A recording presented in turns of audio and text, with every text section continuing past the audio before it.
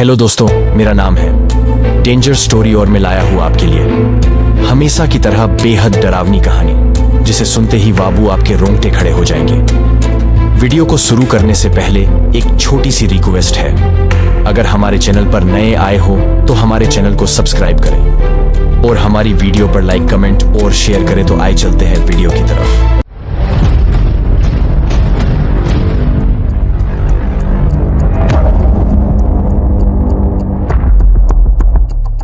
Engineering college में करण नाम का एक लड़का पढ़ता था।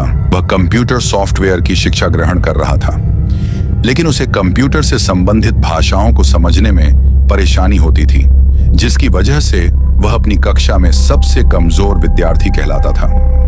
करण अपनी जिंदगी से निराश हो चुका था। एक दिन करण क्लास में जल्दी पहुंच जाता है और क्लास में अकेला बैठा अपनी किताब पढ़ रहा होता है। तभी क्लास में कुछ लड़के करण को अकेला पाकर परेशान करने लगते हैं। उनसे तंग आकर करण क्लास के बाहर जाना चाहता है, लेकिन वह लड़के उसे खींचकर फर्श पर गिरा देते हैं। उनकी ऐसी हरकतों से करण को बहुत दुख होता है, लेकिन वह कमजोर है, इसलिए किसी का प्रत्युत्तर नहीं दे सकता। करण रोता हुआ अपने स्कूल से बाहर आ जाता है और कुछ दूर पैदल चलते चलते सड़क के किनारे हताश होकर बैठ जाता है। नाने करण कई घंटों तक रोड के किनारे एक पेड़ की छाया के नीचे बैठकर अपनी किस्मत को कोस रहा होता है। उसी वक्त वहां से एक व्यक्ति अजीब सी वेशभूषा में करण के सामने आकर रुक जाता है और करण से पूछता है, दुखी क्यों हो बेटा? लेकिन करण उसकी बात का कोई जवाब नहीं देता। वह व्यक्ति अपनी पोटली से एक लिफाफा निकालकर करण के हाथ में दे देता है और कहता है, जा बेटा, अब दुनिया तेरे कब्जे में होगी, और वहां से चला जाता है। करण लिफाफे को चारों तरफ से पलटा कर देखता है और सोच में पड़ जाता है कि यह क्या है, और जैसे ही वह लिफाफा खोल कर देखता है तो उसके अंदर एक कंप्यूटर सॉफ्टवेयर प्रोग्राम की कोडिंग लिखी होती है।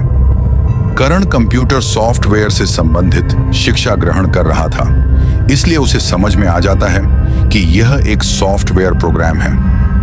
करण के मन में जिज्ञासा बढ़ जाती है और अब वह जानना चाहता है कि यह कौन सा सॉफ्टवेयर होगा। तभी वह सड़क से उठकर अपने हॉस्टल पहुंचता है और अपने कंप्यूटर पर उस व्यक्ति का दिया हुआ सॉफ्टवेयर इंस्टॉल कर देता है। सॉफ्टवेयर इंस्टॉल करते ही कंप्यूटर स्क्रीन लाल हो जाती है। कंप्यूटर में करण के कॉलेज के सभी छात्रों की सूची प्रदर्शित होने लगती है। करण सभी को सॉफ्टवेयर शेयर कर देता है। तभी अचानक कंप्यूटर बंद हो जाता है। करण के कोशिश करने के बाद भी वह स्टार्ट नहीं होता। करण कंप्यूटर को ऐसे ही बंद करके सो जाता है और अगले दिन जब करण उठता है तो सब कुछ सामान्य हो चुका होता है। करण जल्दी से तैयार होकर अपने कॉलेज के लिए निकल जाता है।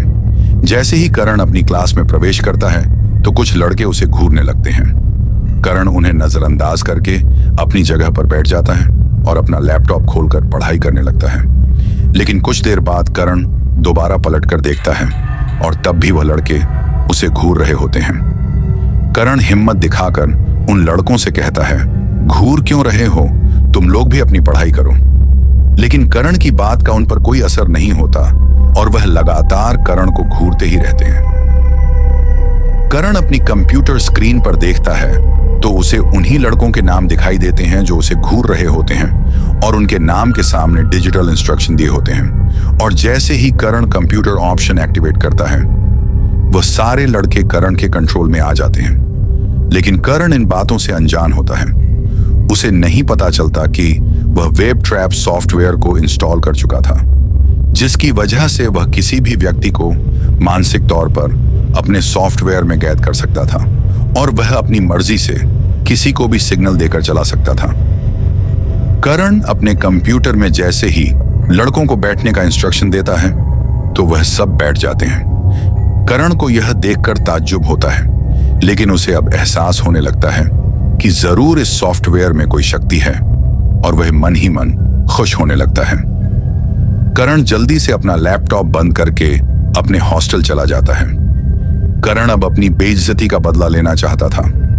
वह अपने कॉलेज के सभी छात्रों को वेब ट्रैप सॉफ्टवेयर का नोटिफिकेशन भेज देता है और धीरे धीरे करके सभी छात्रों को अपने कंट्रोल में कर लेता है। कॉलेज मैनेजमेंट को छात्रों की ऐसी हालत देखकर अजीब लगता है और वह सभी की काउंसलिंग करने के लिए एक सेमिनार आयोजित करते हैं। करण भी सेमिनार में पहुंचता है, लेकिन उसे अब अपनी ताकत पता चल चुकी थी और वह सभी को परेशान करने के लिए सेमिनार पहुंचा होता है।